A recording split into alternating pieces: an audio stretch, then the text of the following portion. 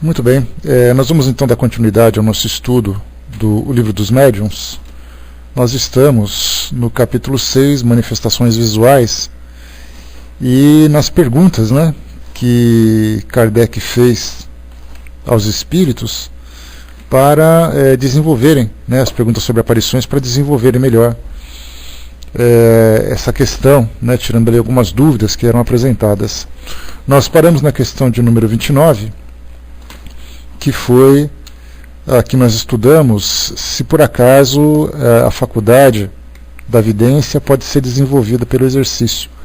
E aí nós trouxemos aqui algumas situações que normalmente ocorrem, principalmente para aqueles que são bastante curiosos e desejam conhecer o mundo espiritual através da mediunidade, e aí então se submetem de alguma forma a desenvolvimento, utilizando técnicas, utilizando ali o exercício, a persistência, fazendo ali rituais para tentar abrir esses canais de comunicação com os espíritos, E isso vai não apenas da vidência, mas há aqueles que tentam exercitar a psicografia, outros tentam exercitar a psicofonia, a audiência, até mesmo a sensibilidade, para se tornarem sensitivos. E isso, de certa forma, para uns se torna uma condição de status, afinal de contas ele é detentor de um poder que as pessoas comuns não têm, e aí, então ele utiliza isso para sua autopromoção.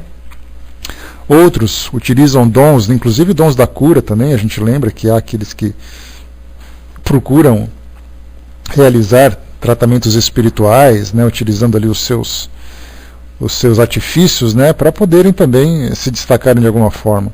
E outros que fazem isso para poder lucrar, para poder ali se beneficiar pelo pagamento de alguns serviços relacionados com o mundo espiritual. Então, nessa questão 29, Kardec perguntou se poderia se desenvolver pelo exercício. A resposta foi colocada que pode, como todas as outras faculdades, mas é daquelas cujo desenvolvimento natural é melhor do que o provocado, quando corremos o risco de superexcitar a imaginação. A visão geral e permanente dos espíritos é excepcional e não pertencem às condições naturais do homem. Então, aqui, quando se fala sobre desenvolvimento, que é possível o desenvolvimento dela, quer dizer, é possível, mas não significa necessariamente que se consiga, exatamente porque, primeiro, a mediunidade é o resultado de uma condição orgânica do indivíduo. Se ele não tem essa condição, não há como simplesmente fazer com que ela se manifeste. Segundo, que os espíritos não queiram necessariamente comunicação com aquele indivíduo. Então ele acaba ficando, de certa forma, anulado para essa comunicação. E o terceiro também, que a gente sempre lembra, dessa superexcitação, que muitas pessoas que desejam a faculdade desenvolvida, acaba também desejando tanto que alguma coisa se manifeste do mundo espiritual, que ele, na sua imaginação, acaba criando situações como luzes, como sons, ou mesmo até como ideias, como pensamentos que surgem, Ele acaba acreditando que aquilo é uma realização do mundo espiritual. O Vinícius colocou, é provocado ou a faculdade estava adormecida? Nós temos ali as duas situações, Vinícius. Algumas pessoas têm ali a faculdade desenvolvida, têm a faculdade adormecida, em estado latente, e ela só se manifesta em determinadas circunstâncias, só se manifesta em determinado período da vida, porque se fosse tão simples como nós imaginamos, todos aqueles que nascessem com a mediunidade já desenvolvida, desde criança já teriam essas visões, como já aconteceu, que a gente já viu com Chico Xavier, com Divaldo Franco, Raul Teixeira, Dona Ivone, tudo mais, esses quatro que são os mais conhecidos para todos nós, mas outros também aí pelo mundo afora, da mesma forma também tinham desde pequeno. Mas há outras pessoas que na adolescência tiveram a mediunidade aflorada, outros já na faixa mais adulta, Então não tem assim um período exato onde todos se manifestam, mas se ela se manifesta, significa que ela já existia. Agora, o porquê dela se manifestar apenas naquele período, naquela fase da vida da pessoa, isso não é do nosso conhecimento, porque a gente não tem como entender exatamente as razões, as experiências que aquela pessoa tem que vivenciar.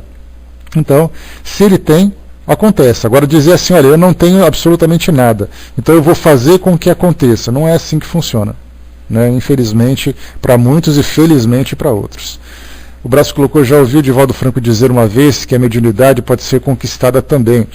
Pode ser conquistada desde que o indivíduo tenha condições para isso, Braço. Como a gente lembra mais uma vez, a mediunidade, por ser orgânica, nós comentamos isso no nosso estudo anterior, ela pode ser se manifestar numa intensidade maior ou menor, ela pode se manifestar de um jeito que o indivíduo não tenha compreensão que aquilo é mediunidade, ele pode não conhecer, e outras vezes simplesmente se manter nula. Como eu comentei também no estudo anterior, a gente falava de Kardec, né? Kardec não tinha, pelo menos nos registros que chegam para nós, ele não tinha absolutamente nada de mediunidade ostensiva, mas eu tenho certeza, né, que ele gostaria de ter. Afinal de contas, ele recebia informações do mundo espiritual e essas informações vinham através de porta-vozes, através de médiuns, né? Mas a pergunta fica, será que ele também não gostaria de ter essa faculdade, de ter essa satisfação de se comunicar com o mundo espiritual, de ver ali os seus mentores, os seus amigos espirituais? Certamente que sim. E a pergunta é, por que ele não manifestou? Então, certamente porque ele não tinha condições orgânicas para isso, né? E até porque também a sua tarefa, a sua missão, isso seria para ele um grande entrave, já que ele deveria trabalhar apenas com a sua razão, com a sua análise, sem essa influência direta do mundo espiritual, né?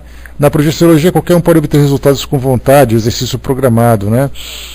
Olha, Brasil, é uma questão questionável, né? Porque muitas pessoas têm dificuldade até mesmo para se submeter a algum tipo de hipnose. Então você tem que ter uma facilidade para poder se concentrar, uma facilidade para poder se desprender. Então dizer assim genericamente que qualquer pessoa poderia fazer isso seria assim muito abrangente para poder fazer uma afirmação, né? Porque a pessoa precisa ter essa condição de manter essa concentração, né? O Vinícius colocou, e como ele sabia que as informações recebidas eram confiáveis? Exatamente pela confiança que ele tinha nos próprios médiuns e pelas respostas que chegavam. A gente fez essa análise no começo do livro dos médiuns, que muitas vezes adolescentes que serviam de médiuns para Kardec traziam respostas extremamente profundas que não eram do conhecimento delas. Então primeiro ele começou a analisar quem eram os médiuns com quem ele trabalhava, o caráter desses médiuns, o objetivo e tudo mais. E segundo, de que forma que as respostas chegavam, trazendo informações de personalidades que não eram conhecidas pelos presentes, trazendo informações que também iam além do conhecimento daquelas pessoas que eram muitas vezes semi-analfabetas e tudo mais. Então ele foi ali juntando uma série de elementos para poder confiar naquelas respostas. Assim como hoje você vai a um centro espírita que tem ali uma reputação bem estruturada, você vai já na confiança de que aqueles médiuns vão te ajudar. Se você conhece o médium, então, melhor ainda, né? E além disso, né, Brasi, né, o próprio controle universal também, né? Ele começou a juntar as informações que chegaram de vários lugares ao mesmo tempo e confiando naquilo que ele montou. Então não foi simplesmente acreditar por acreditar. Ele teve que ser convencido, na verdade. Ele não foi com aquela predisposição para já descobrir o mundo espiritual, porque hoje nós temos muito isso, né? Como naquela época a doutrina espírita ainda não existia, e as manifestações ainda eram bastante dispersas, sem nenhum tipo de estrutura, hoje é muito diferente. Hoje as pessoas vão a um centro espírita com a vontade de querer se tornar médiuns, de querer conhecer isso, conhecer aquilo relacionado com o mundo espiritual. Mas naquela época, Kardec, por ser uma pessoa bastante ligada ao raciocínio, ao estudo, à ciência, ele teve que ser convencido pelas manifestações, por exemplo, das mesas girantes, daqueles fenômenos que tinham que ser ostensivos para chamar a atenção dele. Então, na verdade, ele foi convencido por aquilo que se manifestava e não foi com a predisposição, até porque, né, a gente lembra que Kardec era de uma família católica e ele tinha também conhecimento da religião protestante por ter estudado com Pestalozzi lá na Suíça, que era da religião protestante, né? Então, teve ali uma mistura das duas religiões tradicionais cristãs do mundo ocidental, mas ele mesmo, né, não tinha nenhuma vontade, nenhum interesse, nenhuma curiosidade em conhecer nada além daquilo, a menos que fosse algo pessoal, dele, por exemplo, ler a Bíblia e ficar assim com dúvidas, né? Poxa, mas será que é isso mesmo que acontece? Será que aquelas questões clássicas, né, das pessoas que estudam ciência, de você pegar a Gênese e começar a se questionar, o livro A Gênese da Bíblia, né, e ficar se questionando, será que o mundo foi feito mesmo em 6 dias? Será que é isso que ele quis dizer?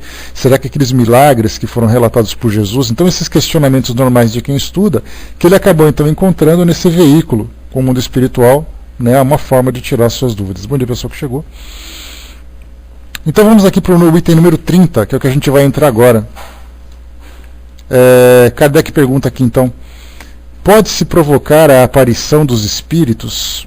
Essa é uma questão aqui que ela não foi bem desenvolvida por Kardec, poderia ter sido, para poder facilitar o entendimento, né? Quer dizer, você pode provocar a aparição de um espírito sem que ele o deseje?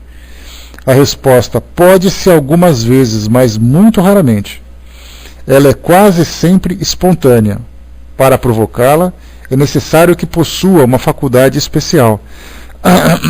Essa faculdade especial, ela não foi destrinchada por Kardec, quer dizer, ela não foi desenvolvida para saber exatamente que tipo de faculdade seria essa, né? Mas analisando um pouco melhor a resposta, nós entendemos assim, né, que seria provocar, seria fazer com que os espíritos se manifestassem, mas mesmo assim dependeria da vontade deles. Porque você não pode simplesmente provocar um fenômeno inteligente, no caso, né, que seria a aparição de um espírito, porque ele está ali trazendo uma mensagem, você não poderia provocar sem que ele tivesse a vontade de fazê-lo. Então a gente juntaríamos ali uma combinação de elementos para que isso acontecesse. Um espírito não pode ser arrastado para um lugar que ele não queira ir, né, salvo algumas exceções no caso dos trabalhos dos centros espíritas, mas você não pode arrastar um espírito, você mesmo arrastar um espírito, fazer com que ele se manifeste contra a sua vontade. Nós não podemos aprisionar um espírito da forma como se imagina, né? Então, né, seria uma violência, mas embora algumas vezes, Vinícius, isso aconteça nas casas espíritas, principalmente nos trabalhos com obsessores. Né? Vai com Deus, Miriam, bom dia. Principalmente no trabalho com obsessores, né? Então nós temos ali uma força magnética que restringe aqueles espíritos a um trabalho que eles não queiram ficar, que eles não queiram participar. Por exemplo, no caso da incorporação, para poder fazer aquele trabalho de esclarecimento, de doutrinação, né? Que é uma palavra que a gente não gosta muito de usar, mas é a mais conhecida, mas assim, o espírito vem contra a sua vontade, ele se sente preso à mesa. Aliás, é feito um trabalho de hipnose, né, para que ele veja coisas que não existem, para que ele acredite em coisas que não são verdadeiras, como, por exemplo, ele estar acorrentado numa cadeira, ele é obrigado a ficar ali. Então ele começa a se debater como se estivesse realmente preso. Então, nesse caso, são objetivos específicos para que isso aconteça. O Brás colocou, os superiores têm o poder de neutralizar forças, né, certas forças com a vontade. Sim, né? E até mesmo os inferiores também, né, Brás? Muitos casos de pessoas que relatam, por exemplo, que durante os sonos eles se sentem arrastados, né, por espíritos que são bastante sombrios, que eles passam por situações bastante traumáticas durante o sono, que parecem pesadelos e tudo mais. Então, na verdade, é o magnetismo que é utilizado, né, para poder fazer com que haja essa restrição no mundo espiritual. Mas somente com conhecimento e com objetivo também. Nada acontece sem que tenha uma justa causa. A gente lembra que a lei divina é sempre bastante imutável nesse sentido. Nada acontece sem que tenha uma razão produtiva. Então aqui nesse caso a gente lembra sempre que as aparições, as manifestações são sempre espontâneas, ou seja, os espíritos aparecem sempre. Você vê os espíritos que aparecem, mas você não necessariamente os força a isso. Na questão 31, né, o Brás lembrou que na Umbanda tem caboclos que podem neutralizar certas forças, né? Independente de ser Umbanda, no mundo espiritual nós temos espíritos que têm condições de neutralizar certas forças, né? Tanto no próprio num centro espírita, num centro de Umbanda, seja lá onde for, basta que o espírito tenha conhecimento e tenha capacidade para fazer isso. E essas forças, no caso, né, que acabam prendendo, acabam restringindo, então elas são tentativas de fazer com que os espíritos que se submetem a elas passem por situações de medo, situações de sofrimento, né? Então nós temos ali até grupos de espíritos que trabalham para evitar que isso aconteça, né? E até permissão também, né? Questão 31, vamos lá? Os espíritos podem fazer-se visíveis com outra aparência, além da humana? Isso esse é um tema que merece uma abrangência maior, principalmente dentro do misticismo, né, que nós temos muitas pessoas que relatam casos de espíritos que aparecem com formas de animais, com formas monstruosas, como eu já comentei com vocês aqui, em situações dessa natureza, espíritos que aparecem como luzes, como fogo, né, que Kardec vai abordar um pouquinho mais abaixo. Então eles são manifestações espirituais que fogem aquilo que é natural, que é o espírito se manifestar com a sua aparência convencional. Então aqui perguntando, né, se eles podem aparecer com outra aparência além da humana. A resposta: a forma humana é a sua forma natural. O espírito pode variá-la na aparência, mas conservando sempre o tipo humano. Aqui a gente lembra também que, no caso da licantropia, né, a gente lembra que lican significa lobo, e aí então aquela forma de espíritos com formas de animais, que também são relatados com bastante frequência na literatura, mostra ali que ele mantém aquela forma humanoide, mas com uma característica diferente. E aí são muitos os relatos que nós temos, né, tanto dentro da doutrina espírita, como também dentro da Umbanda, que falam dessas manifestações, das vidências, né, com indivíduos que se manifestam com aquelas aparências demoníacas e tal. Então isso daqui, como os espíritos colocam para nós, ele pode variar lá na aparência, mas conservando sempre o tipo humano. E aqui merece um pouquinho mais para nós um estudo que a gente vai depois fazer em seguida. O Brás colocou, né, só depois que estudei sobre licantropia, vim entender as lendas do lobisomem. Muitas das lendas, né, Brás, que a gente vê no interior do Brasil afora, dizem respeito a experiências espirituais que as pessoas não compreendem. Então algumas vezes falam de lendas de lobisomem, outros falam de lendas de aparições, lendas de monstros que se manifestam e tal, e nada mais são do que manifestações espirituais, para poder, né, espíritos utilizando essa facilidade de manipular a sua forma perispiritual e também de serem percebidos por pessoas que são dotadas de mediunidade, fazem isso muito mais para provocar um efeito negativo, e isso depois acaba sendo relatado de uma pessoa para outra e acaba se tornando uma lenda. Então, muitas situações, muitas experiências espirituais são observadas e são simplesmente tratadas como histórias, mas que são realmente verdadeiras. Então aqui para nós na questão 32, vamos em frente. Não podem manifestar-se com a forma de flamas. Aí são muitos os relatos também, de chamas que aparecem, tanto em residências, tanto no meio de um caminho, como num terreno, como num cemitério, seja lá como for. Então os espíritos se manifestam dessa forma.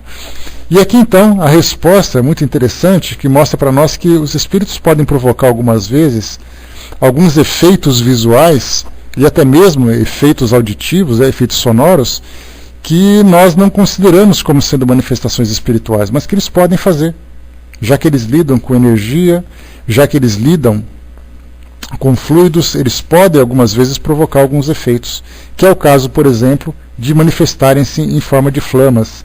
Mas a resposta interessante diz assim: podem produzir flamas, clarões, como qualquer outro efeito para demonstrar a sua presença, mas essas coisas não são o próprio espírito. A flama é quase sempre apenas um efeito óptico ou uma emanação do perispírito. Em todos os casos, é somente uma parte do perispírito, que só aparece inteiramente nas visões. Então,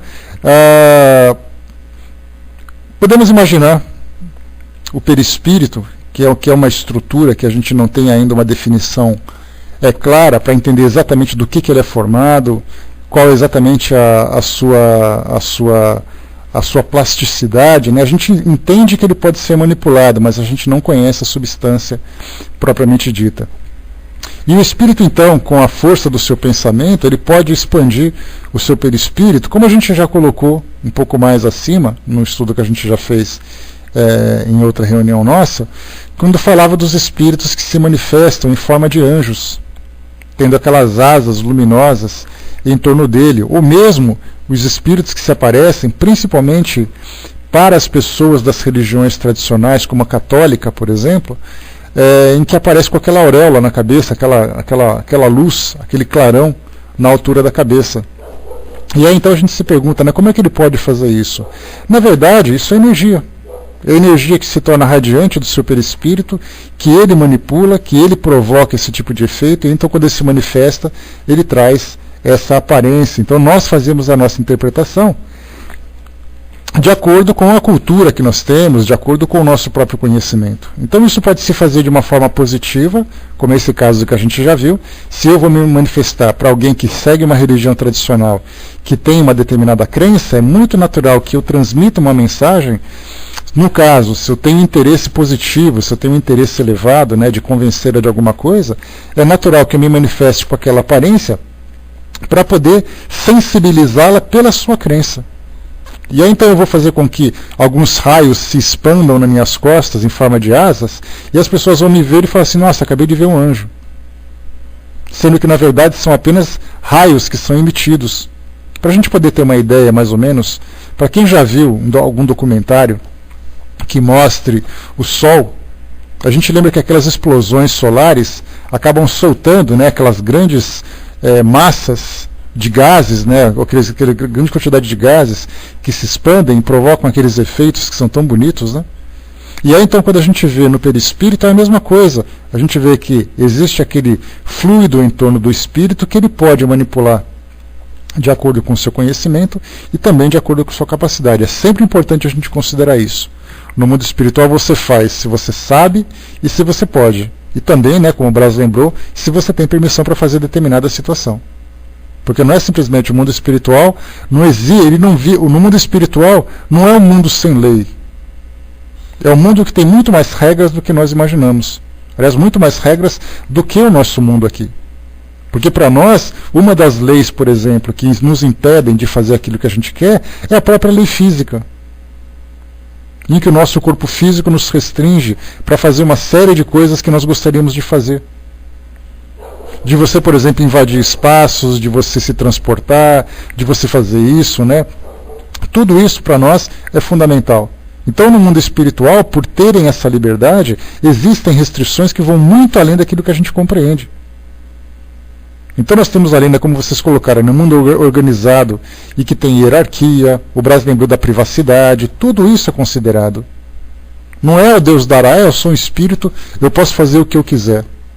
Até mesmo a gente lembra sempre que nós, como encarnados, criamos em torno de nós, em torno de nossos lares, uma psicosfera que nos protege, por exemplo, daqueles espíritos que querem simplesmente entrar na nossa casa e fazer o que eles quiserem. Invadir a nossa privacidade, interferir na nossa rotina. Então as coisas não acontecem simplesmente porque a gente imagina. Então no mundo espiritual existem essas regras que a gente vai aprendendo, né, a gente vai conhecendo naturalmente, convivendo com esses espíritos. Mas é importante a gente lembrar que não se fazem simplesmente o que eles querem fazer. O Braz lembrou aqui também, né, eles não entram em nossos quartos sem permissão. Pois é, porque dá a impressão de que a gente está completamente exposto, né? Não tá, nós que abrimos essa exposição. Dependendo do tipo de afinidade que nós temos com o mundo espiritual, nós damos essa permissão inconscientemente, até mesmo pela atração. Daí então a importância do orar e vigiar, que é sempre colocado no Evangelho, através dos ensinamentos de Jesus, colocando exatamente isso. É importante essa vigilância da nossa parte e essa questão da oração para estabelecermos essa relação com o mundo espiritual superior. Então nós falávamos sobre o perispírito, né? A Vaninha lembrou, né, como se vivêssemos, né, num BBB e o público que nos assiste são os desencarnados, né? Só que não é assim. Né? Os espíritos podem ou não podem, né? Se nós não temos condições de fazer alguma coisa, nós temos no mundo espiritual aqueles que podem fazer, aqueles que estão em vigilância, né, constante. Então, eles produzem, como foi colocado aqui nessa resposta, flamas, né, ou seja, aquelas labaredas, né, que aparecem, aqueles clarões ou qualquer outro efeito para demonstrar a sua presença. E como nós colocamos efeitos visuais, efeitos sonoros, algumas vezes houve aquele estrondo, houve aquele boom que os espíritos costumam fazer, ou os estalos que a gente costuma ouvir também, batidas, correntes arrastando e tudo mais. Então são sempre efeitos sonoros que muitas vezes provocam também para se fazerem notados. E isso pode ser de uma forma positiva ou de uma forma negativa. E também outros tipos de efeitos, por exemplo, olfativos. Perfumes, odores, cheiros de substâncias hospitalares, cheiros de perfumes, cheiros de bebidas alcoólicas, cheiros de carniça. A gente nunca sabe qual é a intenção que o espírito tem e qual é exatamente o seu grau evolutivo. Então esses efeitos podem ser provocados sem serem necessariamente o espírito. Então, já que ele não consegue se fazer presente, ou não pode, ou não deseja se fazer presente, então ele provoca de outras formas outros tipos de efeitos para as pessoas notarem. Então esses clarões são interessantes também, né? Pessoas que relatam de verem relâmpagos acontecendo, luzes piscando quando não se tem luz, aqueles gases que ficam flutuando no meio do nada, que muitas vezes a gente acredita ser um espírito, mas não é simplesmente um efeito que ele vem provocando. Então o perispírito, na verdade, somado com a energia e com a vontade do espírito, pode ser capaz de realizar ali algumas ele pode ser transformado de algumas formas que nós ainda não conhecemos. Mas é importante a gente saber que existe. O detalhe interessante de conhecer, de estudar um tema como esse, nos esclarece principalmente que, embora muitas vezes nós não entendamos o que está sendo feito, nós não entendamos como aquilo é feito, nós sabemos quem faz. Esse é fundamental. Então, muitas vezes, em situações diversas, as pessoas relatam que viram alguma coisa e ficaram morrendo de medo, alguém contou alguma coisa e ficou apavorado, outro ficou encantado, achando que era um milagre e tudo mais. Na verdade, a gente sempre lembra, a intenção do espírito a gente pode não conhecer. Mas primeiro a gente sabe quem fez, sabe que foi um espírito, e a natureza desse espírito, nós vamos lembrar sempre que vai depender, vai caracterizar o efeito que ele provocou, a natureza do espírito, e sabendo também que é possível que ele faça através do seu perispírito. Essa é a parte fundamental para todos nós. Quando a gente falava, por exemplo, sobre aquelas irradiações que normalmente os espíritos que se manifestam na forma de santos ou de anjos, imaginemos assim ele com o seu perispírito fazendo com que aquilo se torne algo luminoso. Aí você vai olhar para o espírito, em torno da cabeça dele tem aquela luz radiante, de imediato você vai classificá-lo como sendo ali um santo ou um anjo. Então os milagres da mesma forma também. Algumas vezes aqueles glóbulos que ficam flutuando, eu me lembro de ter assistido há um tempo atrás no programa Discovery, que falava sobre assombrações. Então era numa fazenda, onde algumas pessoas estavam ali fotografando aqueles glóbulos que estavam flutuando numa determinada região da fazenda. E a gente pensa assim, mas aqueles glóbulos são espíritos ou são efeitos visuais? Aqui a gente lembra sempre, né, que os espíritos estão dizendo que normalmente os espíritos se manifestam na forma humana e que esses sinais que são observados visualmente, seja por todas as pessoas, sejam apenas por médiums, são efeitos que eles podem provocar. Então, mais uma vez, não sabemos a intenção e não sabemos como ele faz, mas sabemos quem faz e sabemos que é possível fazer. Essa questão tem uma observação aqui embaixo, deixa eu pegar aqui de Herculano Pires, que ele diz assim para nós: o perispírito só aparece integral nas visões, compreendendo-se o termo visões como manifestações visuais do espírito em corpo inteiro. Nas outras formas de manifestações, ele apenas projeta as imagens que deseja, como nesse caso das chamas, né? A gente pode imaginar como é exatamente perceber ou presenciar uma chama, né? Como é que está o som, pessoal, por favor?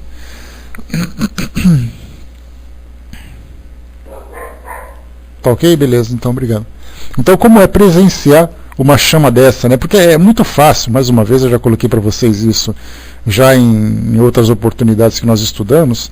É muito interessante a gente saber que uma chama aparece e tudo mais, mas imagina você andando por uma casa escura e de repente no meio do corredor aparece uma chama ali acesa. Você tem 3 opções, ou você para e analisa, ou você corre ou você infarta, né? Porque estudar na teoria é uma coisa, presenciar aquilo na prática é outra. Como Kardec colocou, se você por acaso presenciar um espírito, ele aparecer para você, você vê-lo, conversa com ele que ele vai te contar o que ele precisa. Até parece que é uma coisa tão simples assim, né? A hora que você encontrar um espírito, ele vai te dar um frio na espinha, seu cabelo vai arrepiar, você vai correr. Claro, porque a gente não está acostumado com esse tipo de situação.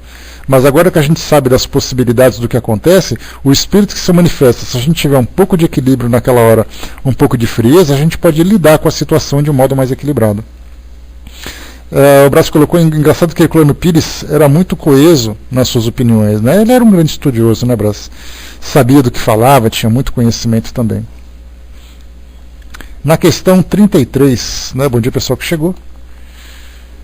Que pensar da crença dos fogos fatos são almas ou espíritos? O fogo fato, a gente lembra sempre, são emanações de gases, normalmente o metano, que quando entra em contato com a atmosfera, ele entra em autocombustão.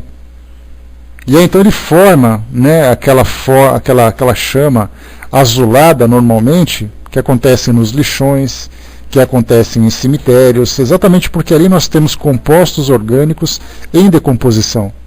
Então aqueles gases ficam acumulados e de vez em quando eles saem. Então Kardec fez uma pergunta por fazer, porque em cima ele já coloca aqui, né, o que pensar, como não podem manifestar-se em forma de flamas, isso porque são muitos os relatos de flamas. E na 33 ele pergunta do fogo fato, como sendo almas ou espíritos. E aí então, fazendo uma comparação dos dois, quando Kardec fez essa pergunta, deu para entender mais ou menos qual é o raciocínio dele, porque ele colocou que essas flamas, ou essas chamas que são observadas, elas podem de fato ser efeitos visuais provocados pelos espíritos, como podem ser simplesmente reações químicas desses gases que são acumulados. Dessa forma então a gente vê que é possível que isso aconteça, mas é necessário que haja uma análise mais cuidadosa, para que não caiamos naquela fantasia de que tudo diz respeito ao mundo espiritual, o que é muito mais fácil da gente acreditar. Então, o que pensar da crença dos fogos fatos? São chamas ou espíritos? A resposta: superstição produzida pela ignorância. A causa física dos fogos fatos é bem conhecida. Isso se falava no século XIX. Hoje, no século XXI, nós ainda presenciamos esses fenômenos, principalmente para aqueles que estão sempre próximos desses locais. Em pântanos isso acontece com bastante frequência, coisa que nós temos muito pouco aqui no Brasil, né? Não temos pântano, não sei região pantanal lá do Mato Grosso do Sul, mas são observadas por algumas pessoas. Eu, por exemplo, nunca vi e não conheço pessoas que tenham visto. Mas certamente eles são relatados, né, e não apenas em filmes, como a gente observa, mas também em trabalhos de pesquisas, em relatos em contos que são trazidos, né, e se alguém conta é porque realmente aquilo pode acontecer. Na questão 34, a chama azul que apareceu na cabeça de Servílios Túlios na infância foi real ou apenas uma lenda?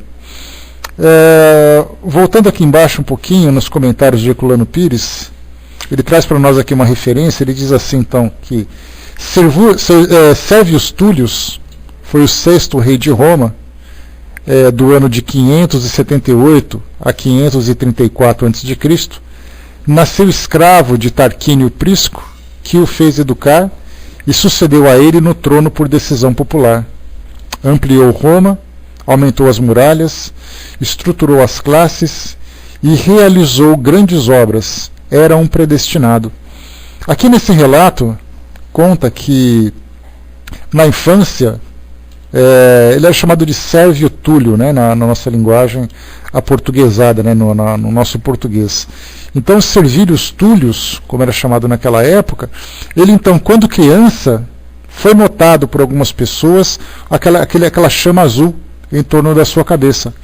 Tanto era assim que algumas pessoas muito interessadas, né, no caso, por exemplo, a gente lembra que na época da sua coroação, só um pequeno relato para vocês aqui, né, que nós pegamos. Daqui fez, no caso, na época, quando foi vista essa chama que apareceu na cabeça dele, a esposa de Tarquínio Prisco, né, que era ali o seu senhor, o seu senhorio, fez com que o próprio Sérvio se casasse com a filha deles.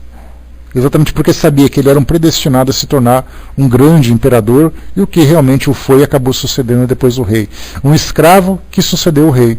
Essa foi a história que conta de Servinus Túlio, né? Então isso virou uma lenda, virou um conto durante muito tempo. E aí então se perguntava se aquilo era apenas um fenômeno visual, se era um milagre, se era um sinal dos céus e tudo mais, né? O Armando colocou, né? Eu já vi, né? E varia a cor, né? Digo, pois morei atrás de um cemitério quando criança, né? Então tá ali o Armando, é o primeiro que eu conheço, então, que chegou a ver, né, um fogo-fato, né, que deve ser, sem dúvida nenhuma, um fenômeno muito interessante. Mas até aí, né, Armando, até você definir que num cemitério é um fogo-fato que está aparecendo, ou é simplesmente um espírito, ali já a diferença vai muito longe, né? Então a gente sempre deixa a nossa imaginação responder primeiro, depois vem a razão, né? Bom dia, pessoal. Dava medo, depois não sabíamos o que era, né? Imagino que sim. Né? Imagino que sim. Então aqui essa chama azul que apareceu na cabeça de Sérvius Túlio, né, se era verdade ou se era apenas uma lenda. A resposta dos espíritos era real, produzida por espírito familiar que desejava advertir a mãe.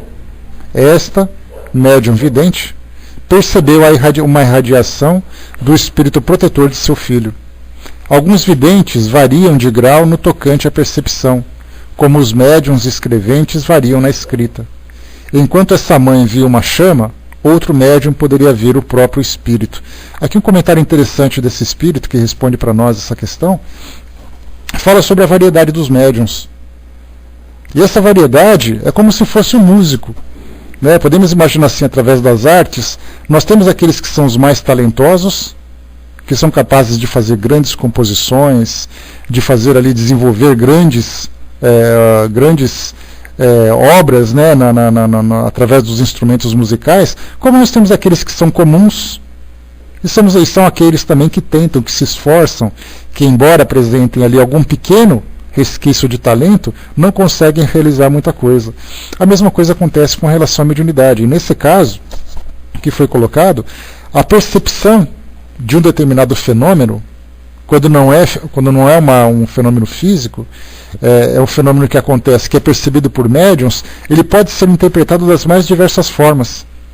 E nós temos isso de uma forma muito interessante em grupos de médiuns em reuniões mediúnicas, que algumas vezes um espírito se manifesta, ou acontece alguma manifestação, que cada médium traz uma interpretação diferente, não apenas de acordo com a faculdade que ele possui, mas também com o grau de desenvolvimento dessa faculdade. O que significa isso? Alguns médiuns, tem médiuns que são videntes, tem médiuns que são audientes, tem médiuns que são sensitivos, tem médiuns que são psicógrafos, psicofônicos e assim vai. Então cada um vai dar uma impressão daquilo que aconteceu. Um espírito apareceu. Para uns, ele simplesmente vai ver o espírito ali em pé, ou flutuando, ou com algum formato ou coisa parecida. Para outros, vai ouvir o que esse espírito está falando. Para outros, vai conseguir, através da psicografia, transmitir aquilo que ele está dizendo. Para outros médiuns, vão descrever o que ele está sentindo. Quando pega, por exemplo, um espírito que está muito perturbado, um espírito adoecido, né, na condição de passar por aquela fase ainda de perturbação e tudo mais, um espírito suicida, médiuns que podem sentir o que ele está sentindo. Que sem dúvida nenhuma uma mediunidade interessante pelo resultado que ela traz, mas que pode ser muito perturbador para o médium. Porque ele sempre vai trazer experiências, vai trazer sensações que não pertencem a ele, mas que pertencem a outras pessoas. Então, a mesma pessoa, o mesmo espírito se manifestou e cada médium trazendo uma interpretação diferente. Agora, se nós trouxermos vários tipos de médiums diferentes, médiums videntes, por exemplo, que estão diante de uma manifestação física, de uma manifestação espiritual, alguns espíritos vão dizer o seguinte: Alguns médiuns vão dizer o seguinte, que eu vejo o espírito no seu contorno perfeito, eu consigo ver a sua aparência, eu consigo ver a sua roupa, eu consigo ver o seu corpo. Para outros vão dizer assim, olha, eu só estou conseguindo ver um vulto de um espírito que está aparecendo. Eu não consigo ver o seu rosto, eu vejo apenas assim algumas manchas na região dos olhos, na região da boca. Então cada médium tem ali dotado de uma faculdade diferente, que não apenas tem uma sensibilidade maior, mas consegue também estabelecer uma sintonia mais profunda com aquele espírito. Por isso, então, nesse caso de Sérvius Túlios, que Kardec trouxe para nós aqui como referência, o espírito coloca exatamente isso. Enquanto alguns viam aquele clarão na cabeça da criança, que era ali uma forma do espírito familiar, de um espírito protetor, mostrar que ele era uma pessoa especial e que deveria ser tratado como uma pessoa especial, outros médiuns poderiam ver, por exemplo, o próprio espírito protetor ao lado dele. Imaginemos Jesus aparecendo para Jesus na sua época, sendo visto como uma criança, os médiuns que estavam ali presentes, que poderiam vê-lo dentro dessa característica espiritual, que tipo de relato eles fariam? Se eles veriam uma luz, se eles veriam algum tipo de irradiação, se eles veriam entidades próximas a ele. Cada um poderia trazer uma situação diferente. E o engraçado também que a gente observa nessa novela que tem passado, Amor Eterno Amor, é uma cena que me foi relatada, era que uma criança que é dotada de uma sensibilidade especial, quando ela vê alguém, ela sempre diz que tem uma sombra em torno dela. Ou ela diz que vê pessoas, sombras em volta dela. Né? E essas sombras em volta dela são espíritos que estão ali presentes. Esse tipo de relato, embora seja um relato da ficção, isso acontece também junto aos médiuns, que podem ver uma luz em torno da pessoa, podem ver uma sombra em torno dela, podem ver pessoas em forma de sombras, em forma de luzes. Cada um faz uma descrição diferente. Por isso, mediunidade ela é muito subjetiva e traz características muito particulares. Se duas pessoas dizem que são videntes, não pensemos que elas são dotadas de uma faculdade do mesmo nível. Cada um tem uma percepção diferente do mesmo fenômeno. Ali colocou para nós, né, quando eu era criança, antes dos 6 anos, minha mãe disse que eu via com detalhes e que disseram a ela, numa casa espírita, que isso passaria e passou. Acho que não vejo mais, né? Vejo muitas pessoas estranhas, mas creio que encarnadas, né? Tomara que seja, né, Ale? Essa evidência é mais comum em crianças? Depende.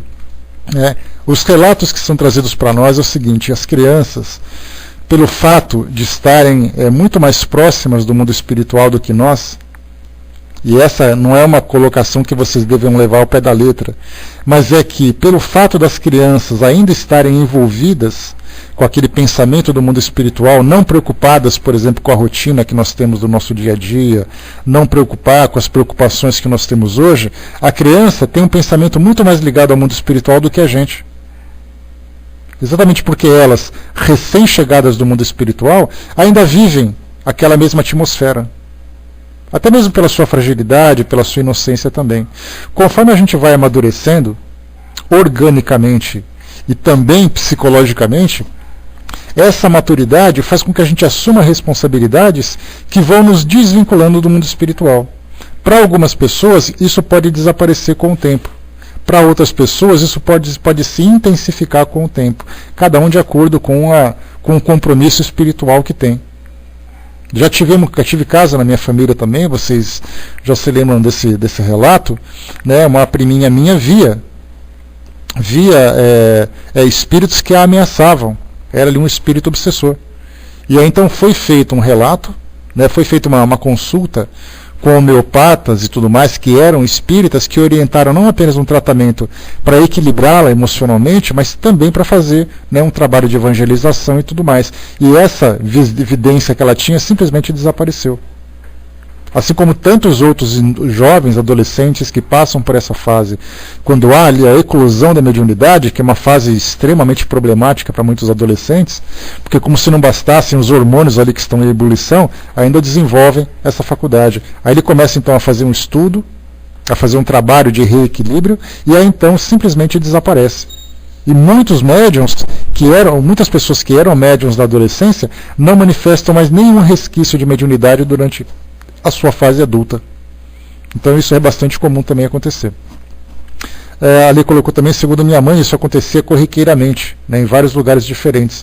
Ela ficava mais assustada que eu, né, que nem tinha noção que só estava vendo, né. Pois é, não é psicótica, né. Pois é, mas o detalhe, né, da sua mãe, por exemplo, não era apenas, provavelmente não era apenas uma preocupação com aquilo que você via, mas era o fato de você ver. Imagina uma mãe pensando assim, minha filha está vendo coisas, o que eu faço? Meu Deus do céu. Aí vem aquela preocupação toda, né? Eu neguei por muito tempo a minha mediunidade. É natural que seja assim, né? Era psicóloga ainda? Meu Deus do céu. Fica pior, né? O que vão falar? Filho de uma psicóloga vendo coisas, né? Não tem coisa pior do que isso para uma mãe. Mas então a gente vê sempre que é uma tendência natural negar a mediunidade por ser algo desconhecido. Mas ao mesmo tempo, se você trabalha, se você convive numa família espírita, que tem médiums na família, não apenas pelo fato de ser espírita, porque algumas vezes estar numa família espírita não significa que esses espíritas aceitam a mediunidade, principalmente se essa mediunidade traz transtornos para a harmonia familiar. Agora, se você tem médiums na família e você vem dotado de mediunidade, então essa experiência é transmitida de uma geração para outra. E aí então fica muito mais fácil de ser trabalhada, né? Mas se hoje você está com ela equilibrada, está ótimo. Então, se, por exemplo, vamos supor que hoje esteja adormecida. Se você volta num trabalho de desenvolvimento mediúnico e começa a estimular de novo, é natural que ela volte a aflorar. Agora de um modo mais equilibrado, pela sua maturidade, pelo conhecimento e tudo mais. Né? Rosa Lacerda colocou para nós aqui também, meu sobrinho tem hoje 6 anos. Quando meu pai desencarnou, ele tinha quase 3. Né? E ele sempre conversava com meu pai. Percebo que as conversas estão ficando mais espaçadas. E é uma combinação também, né, Rosa, porque quando se fala sobre relação com o mundo espiritual, principalmente se é um espírito familiar, eles sabem até onde eles podem ir. Porque muitas vezes a presença de um espírito acaba perturbando os encarnados, mesmo que ele não tenha intenção. Então é natural que ele vá se afastando para que permita que haja esse desenvolvimento natural. Porque a presença pode realmente provocar esse desequilíbrio, né? Então os próprios espíritos também fazem isso, mas a criança, conforme ela vai amadurecendo, também é natural que isso vá desaparecendo. Não é uma regra, né, mas é natural que isso aconteça. Também passamos um dia, né, por um rio, ele tinha 2 anos, e ele me contou que perdeu um amigo naquele rio, e que ao tentar socorrê-lo também faleceu naquele rio. Olha só que interessante, né, resquícios de reencarnação. Se puder estudar isso com mais profundidade, de repente pode encontrar respostas interessantes. Tem um filme interessante que foi produzido na Índia, chamado, deixa eu lembrar agora, não era Makita, era... Se vocês lembrarem, coloca na área de texto, por favor, para mim. Não era Makita, era Rafael. Olha só que interessante. Eu me esqueci o nome do filme agora, mas depois vocês vão se lembrar. Se vocês quiserem ir lá no site da Rô, lá no www.saudadeeadeus.com.br, esse filme se encontra disponível lá para assistir online. Conta a história de uma garota, uma adolescente, uma pré-adolescente, que lembrou também que desencarnou afogada num rio e tudo mais, e contou assim os relatos detalhados da sua existência anterior. Isso é bastante interessante, né? Então, né, nesse caso, Rosa, que você colocou, seria interessante, né, fazer um trabalho de evangelização para esclarecer sobre mediunidade, para poder fazer com que haja esse equilíbrio direitinho, né? Isso vai promover assim um desenvolvimento mais harmônico, mais tranquilo para ele também. Ali colocou, né, meu pai era um médium desenvolvido sem saber, né, se eu me afasto, minha vida desanda. É como se fosse uma missão mesmo, impressionante, né, bacana isso. Né, vocês que são médiums, vocês me matam de inveja, né, mas tudo bem, não há de ser nada não. Na próxima vou vir médium, pode deixar. Não há de ser nada. Aqui então a gente falava sobre essa chama azul, né, então essa variedade de mediunidade, ela precisa ser muito bem compreendida por todos nós. Porque algumas vezes o indivíduo chega e fala assim, eu sou médium. O fato dele ser médium, nós podemos colocar ali uma série de perguntas para poder entender exatamente o que ele identifica como sendo médium. O tipo de mediunidade, o grau de mediunidade, se é apenas um tipo de mediunidade ou uma mistura de faculdades diferentes. porque a gente lembra que tem médios que que são dotados de várias faculdades, que uma se destaca mais do que a outra. No caso, por exemplo, do Chico Xavier, ele tinha ali várias faculdades muito bem desenvolvidas, mas a orientação que ele tinha do trabalho que ele deveria realizar era se concentrar na psicografia. Essa psicografia era exatamente para a publicação dos livros. Então o trabalho de cura que ele fazia, o trabalho de psicografias, o trabalho de psicofonia, o trabalho de materialização foi ficando tudo em segundo plano. Então, embora ele tivesse essa mediunidade desenvolvida, teve ali que concentrar apenas no trabalho que ele tinha que fazer. Mas você está de brincadeira, né? Imagina a responsabilidade, as mudanças, muita coisa na sua vida e muitas pessoas discriminam isso, né? Olha, eu só vou saber mesmo se é todo esse peso o dia que eu passar por isso, porque vontade não falta, né? Mas vamos esperar para ver, né? Se dessa vez tinha que vir assim esse médium tijolo, então vamos que vamos, né? Paciência, né? Bom dia, Rô, bom dia pessoal que chegou. Questão 35, vamos em frente. Os espíritos podem se apresentar com a forma de animais? Isso aqui é um complemento da questão que nós colocamos um pouco mais acima, na questão 31. Na 31 perguntou: os espíritos podem fazer-se visíveis com outra aparência além da humana? Aqui na 35, então, os espíritos podem se apresentar com a forma de animais? A resposta: isso pode acontecer, mas são sempre espíritos inferiores os que tomam essas aparências. Mas seriam sempre, em todos os casos, aparências passageiras, porque seria absurdo acreditar que um animal pudesse ser a encarnação de um espírito. Os animais são sempre animais e nada mais do que isso. Complementando aquilo que nós trouxemos na questão 31, que eles colocaram: a forma humana é sua forma normal. O espírito pode variá-la na aparência, mas conservando sempre o tipo humano. Aqui embaixo, na 35, já colocou que não é sempre, que isso pode acontecer, embora de forma temporária. Por isso que a gente tem que lembrar sempre que, se você pega uma única questão da codificação, por exemplo, como aqueles estudos superficiais que são feitos dos textos bíblicos, você pega um versículo que se encontra ali perdido no meio de um capítulo, que se encontra perdido no meio de um livro. E aí então você pega aquela frase e a classifica como sendo uma verdade absoluta. E aí então você cai no equívoco, porque aquela pergunta envolvida num determinado contexto, ela pode mudar de sentido. A mesma coisa acontece aqui quando a gente estuda a codificação. Você vai no Livro dos Espíritos e muitas vezes você vê o seguinte, que parece que são situações contraditórias, mas é que na verdade as perguntas são respondidas de acordo as respostas são dadas de acordo com a pergunta que é feita. Então ele fez aquela pergunta, aquela resposta foi dada, mas aquela resposta para aquela simples pergunta não foi necessariamente uma resposta completa para tudo aquilo que pode abranger aquela questão. Então se eu perguntar assim: o espírito pode fazer isso? Ele fala: pode, ponto. Mas ele pode fazer aquilo? Também pode. Na verdade não houve contradição, houve apenas a forma como a pergunta foi feita e a resposta foi dada de acordo com a pergunta.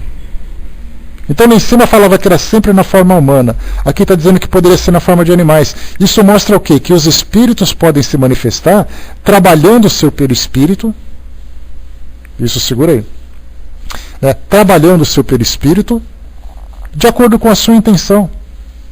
Como eu coloquei, eu posso ser numa forma de anjo, posso ser numa forma de monstro, pode ser numa forma de animal. O perispírito ele é moldado de acordo com a força mental que o indivíduo tem. Então ele concentra o seu pensamento e o seu perispírito é moldado de acordo com aquilo que ele deseja. Ao desencarnarmos, quando nós chegarmos no mundo espiritual, nós vamos ter a aparência que nós temos hoje, exatamente do jeito que nós somos. E por que isso tudo? Porque a nossa preocupação chegando no mundo espiritual vai ser a nossa adaptação. Então vai ser a nossa mente já condicionada com essa aparência que nós temos hoje que vai moldar o nosso perispírito. A gente vive durante tantos anos, excetuando-se, por exemplo, as crianças que desencarnam precocemente, mas vamos colocar nós que somos já adultos, alguns vivem 30, 40, 50, 60 anos se vendo sempre daquele mesmo jeito. Por que ele acha que vai chegar no mundo espiritual e se ver diferente? Aí então ele vai passar aquela fase de adaptação, ele vai promover algumas alterações para o seu próprio bem-estar, sem que sejam alterações fúteis, né? Porque inicialmente muitas pessoas desejam assim, né? Quando eu chegar no mundo espiritual, eu vou ter cabelo, eu vou ser alto, eu vou ser magro, eu vou ser forte, eu vou ser atraente, coisa e tal. Essa é a aparência que se tem. Se esquecendo que nós estamos condicionados a ser aquilo que nós somos agora. Então a gente coloca o seguinte, que é o nosso pensamento que molda o nosso perispírito. É aquilo que eu acredito ser que vai fazer com que eu seja aquilo que eu sou agora, moldando o meu perispírito. Muito bem. Partindo desse princípio, de que é o nosso pensamento que é a chave de tudo para moldar o nosso perispírito, a gente lembra que se eu interferir no pensamento de alguém, eu posso fazer com que ele acredite ser alguma coisa.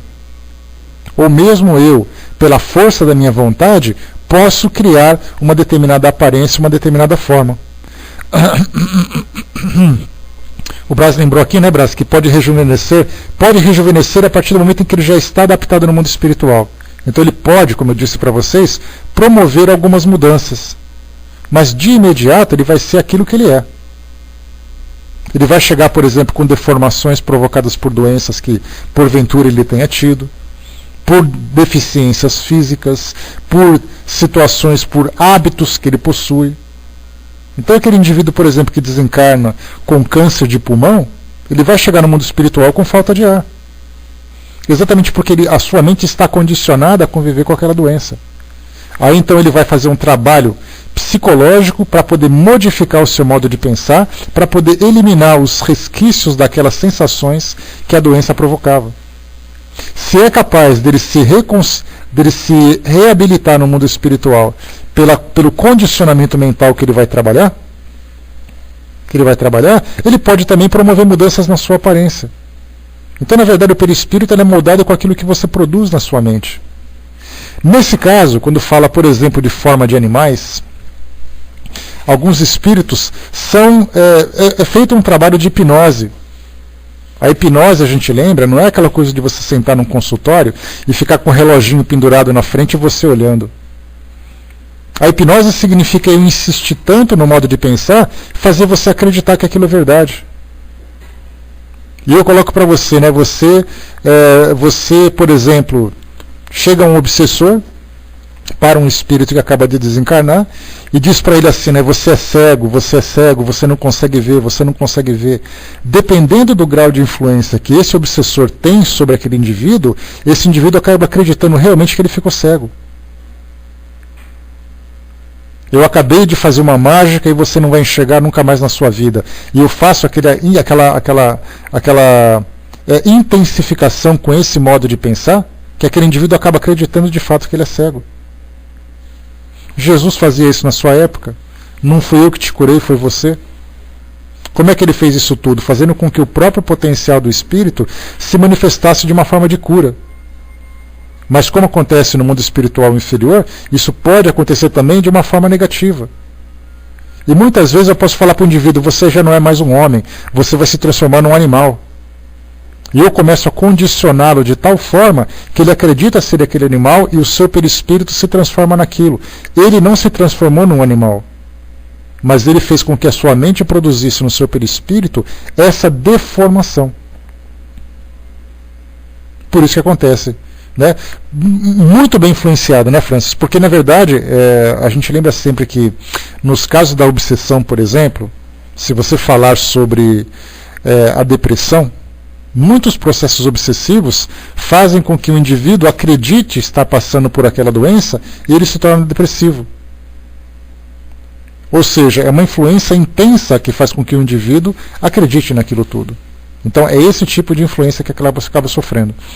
A Alê colocou, né, até encarnados fazem isso, né, sociopatas são bons em fazer você acreditar em coisas que não existem. Sim, é uma questão de influência, é uma questão de conversa, uma questão de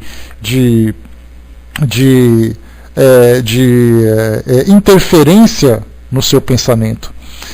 Armando colocou, item 256, de que livro é esse, Armando? Ah, tá, do Livro dos Espíritos, né? Como alguns espíritos se queixam de frio ou calor?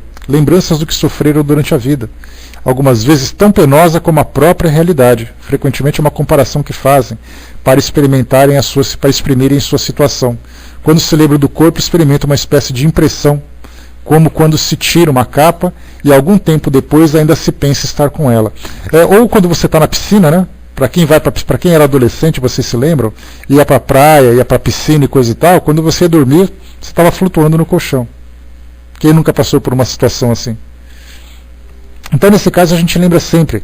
Até comentei com vocês isso ontem, um relato que nós temos na Revista Espírita, de uma evocação que Kardec fez, de uma garota que já havia desencarnado, né, por uma doença. A mãe, muito aflita, procurou Kardec e pediu que evocasse a filha para ter notícias dela. A filha vinha de um plano superior, que já era um espírito um pouco mais desenvolvido. E aí, então, depois de ser evocada, a mãe começou a conversar com a filha e na conversa começou a lembrar da doença que a afetou, que fez com que ela desencarnasse. Naquele momento, a filha começou a relembrar da situação e as sensações da doença começaram a se manifestar. Ou seja, não é você chegar no mundo espiritual e você simplesmente desligar os botões da sua mente como se você pudesse apagar qualquer tipo de lembrança que você tivesse. Pelo contrário, as lembranças estão ali. E você pode inclusive colocar novas ideias para fazer com que o espírito aceitando-as, sofra as consequências dela.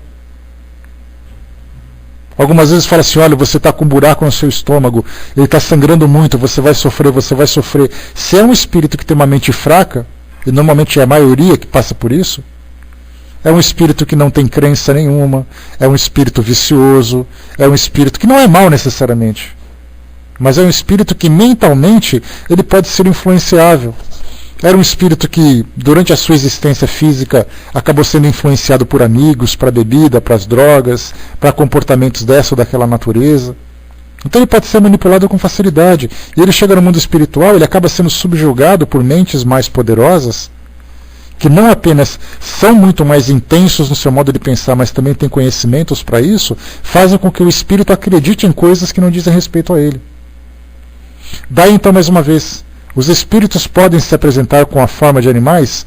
Isso pode acontecer, mas são sempre espíritos inferiores que tomam essas aparências, por vontade própria ou por influência. Porque da mesma forma que eu posso me manifestar na forma de um santo, na forma de um anjo, para impressionar alguém, ou na forma de um demônio, se eu quiser apavorar alguém, eu posso também me transformar na forma de um animal. Pela transformação perispiritual que eu produzo naquele momento. Mas seriam sempre, em todos os casos, aparências passageiras. Nesse caso, quando se fala em aparências passageiras, essas passageiras também se tornam muito relativas. Porque aquela aparência vai se manter enquanto eu acreditar que ela existe. Então eu posso, por exemplo, fazer com que o espírito acredite que ele vai ser assim para sempre. E ele vai ser assim para sempre até que uma outra força mais poderosa do que aquela faça ele acreditar que não é verdade. Enquanto ele ficar sob o jugo daquele pensamento superior ao dele, mais poderoso que o dele, ele vai continuar se mantendo assim. E isso para ele, sem dúvida, é uma grande prova. Ou uma grande expiação, a gente não sabe nunca como é que funcionam as coisas. O que aconteceu exatamente na história de cada indivíduo, do porquê que ele tem que passar por aquilo. Então isso vai vivenciando. E a gente lembra, por exemplo, já contamos relatos para vocês, que tem espíritos que ficam durante séculos, alguns espíritos que ficam durante milênios, vivenciando a mesma experiência que tinham quando estavam encarnados. E eles ficam acreditando, porque eles mesmos vivenciam aquele ciclo vicioso, aquele pensamento contínuo de acreditar naquela verdade. E enquanto alguém não interromper esse ciclo, ele vai continuar vivendo isso. Então, quando colocam que são aparências passageiras, dentro de uma relatividade, passageiras até que alguém quebre esse ciclo. Aí colocando, pois seria absurdo acreditar que um animal pudesse ser a encarnação de um espírito. Então, nesse caso, mostra que o indivíduo não pode se tornar um animal. Como é o caso, por exemplo, da crença da metempsicose. A metempsicose, né, é a palavra que designa a reencarnação de humanos em corpos de animais. Como acontece, por exemplo, na religião budista, na religião hindu. Então, quer dizer, o indivíduo que chegou na condição hominal, ele sempre vai ser hominal. Mas o seu perispírito pode ser transformado na aparência, não na sua real constituição. Temos aqui a questão de número 4, que nós colocamos aqui. Aqui então, Herculano Pires coloca o seguinte para nós. Essa afirmação não contraria o princípio espírita da evolução. Pelo contrário, o endossa, mostrando apenas que o espírito, a palavra escrita assim, com E maiúsculo, representa o ser espiritual do homem, não pode encarnar no reino animal, ver metempsicose, que foi a colocação aqui de Herculano Pires para nós. Então ele faz uma referência a isso, mostrando que não é um indivíduo que se torna animal, mas é a sua aparência que dá essa lembrança. E normalmente a gente lembra sempre que são sempre aquela ideia de um animal deformado. Porque é uma produção mental que o indivíduo vai fazendo, e aí então são os relatos diversos, muitos relatos pessoais que eu já tive na minha família, de experiências de vidência, que mostram que são misturas de animais com homens, aquelas coisas assustadoras, aquelas coisas pavorosas, porque o indivíduo sofre uma interferência mental e ele faz aquilo que ele acredita, então, de uma forma incompleta muitas vezes. Então isso cria essa aparência. Deixa eu ver o que vocês colocaram aqui. O Fletcher colocou, né, chamar uma mulher de vaca na Índia, ofensa ou elogio? Exatamente, né, Fletcher? Né, porque a gente lembra que a vaca é um animal sagrado na Índia, e fica muito relativo, né? Nunca vai ser um poodle fofinho, né? Pois é. Ele sempre vai ser um poodle, qualquer coisa parecida com poodle, menos um fofinho, né, Beth? Até porque, né, a gente lembra que essas aparências, elas sempre têm um objetivo no mundo espiritual de processos obsessivos. Elas não têm essa questão de você trabalhar no mundo espiritual com espíritos superiores, eles não precisam desse recurso, a menos que esses espíritos superiores precisam fazer algum trabalho junto a esses espíritos inferiores. Aí cada um utiliza a linguagem, os recursos de que dispõe, para fazer com que aquilo seja, de fato, crível para aqueles espíritos. Kardec coloca uma nota para nós aqui.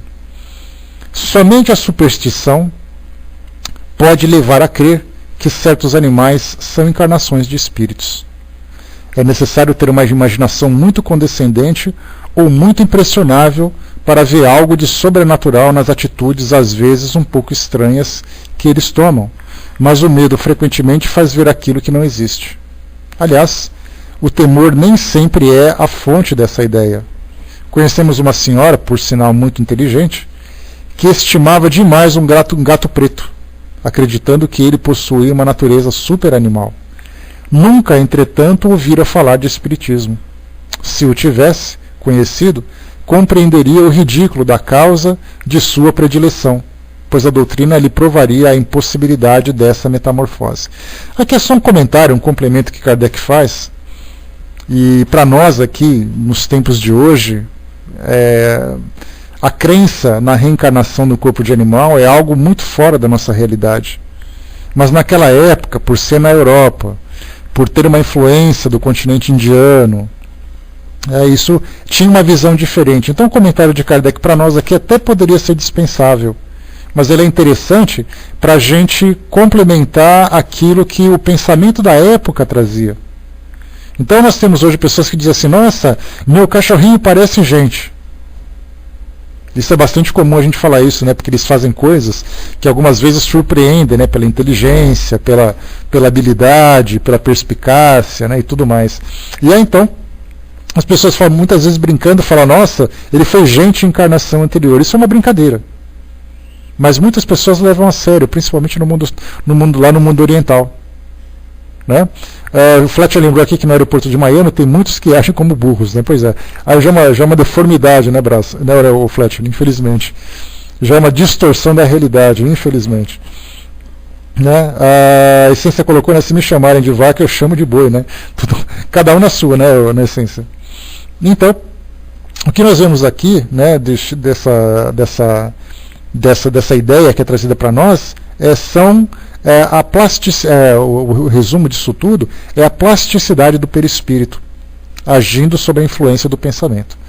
A Lê colocou para nós, né, nossa, eu já me vi dormindo, né, eu estava mais alta, quase no teto, né, em milésimos de segundo eu fui à cozinha, ao quarto da minha mãe que dormia, ao quarto dos meus irmãos, sempre instantaneamente do alto, né, quando vi meu corpo de novo. Foi tão assustador que eu entrei em estado de terror, né, parecia que eu estava num redemoinho escuro, né. Normalmente as experiências de emancipação, elas não são tão claras e tão fáceis de dominar como a gente imagina, né? Então, quando você se pega naquela condição, não é porque você estava mais alta, né? Mas é pelo fato do perispírito, né, estar naquela condição de emancipação, a gente tem uma impressão de maior alongamento, de você estar mais comprido, de você estar mais alto e coisa e tal, né? E essas mudanças, quando a gente vai para um lugar para outro, eles acontecem muito rápido, porque é o pensamento que nos dirige, não é o corpo físico.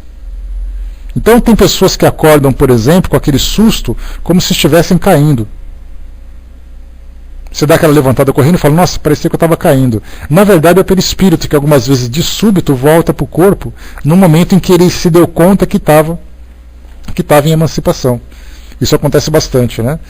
O Fletcher lembrando aqui também, né, com relação à projeciologia, né, o Brás também é um praticante da projeciologia, e isso faz com que inicialmente, né, Brás, eu imagino que muita gente se assusta naquele início, né, quando você faz as primeiras experiências, quando o espírito começa a se desprender conscientemente e você se dá conta, você leva um susto. Então você leva aquele susto, fica apavorado, e a prática vai fazendo com que você tenha um domínio maior, né? Ali colocou, então, eu acordei desesperada, né, e não conseguia falar, nem gritar, nem me mover, porque eu estava completamente dormente, né, sem coordenação motora. Mas não morri, né, porém tive uma prova do que é estar do outro lado, né? E isso já me aconteceu algumas vezes e não é nada agradável, né? Imagina ver você estar morto e se ver todo machucado, sei lá, né? Deve ser horrível, né? Ainda mais para quem não tem estudo espiritual nenhum. Essa experiência, Ale, essa experiência de você sentir o corpo dormente, são relatos muito comuns que a gente acaba recebendo no nosso trabalho de atendimento. Então tem pessoas que acordam, não conseguem se mover, têm a impressão de que tem alguém por perto, e ele tem vontade de gritar, não consegue, tem vontade de sair correndo, não consegue também, e tudo mais.